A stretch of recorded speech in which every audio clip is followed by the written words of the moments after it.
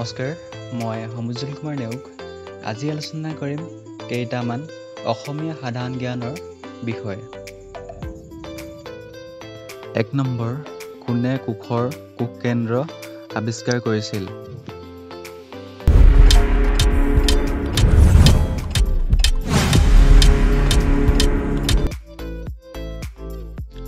উত্তৰ ৰবাৰ্ট ব্ৰাউনে।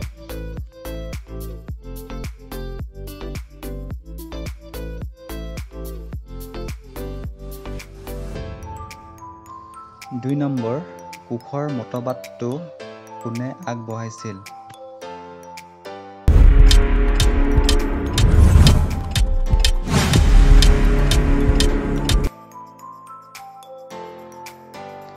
উত্তৰ শ্বাস আৰু শ্লেইডেনে।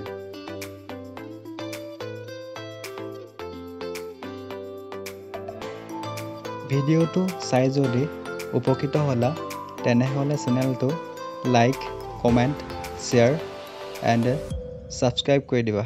ধন্যবাদ।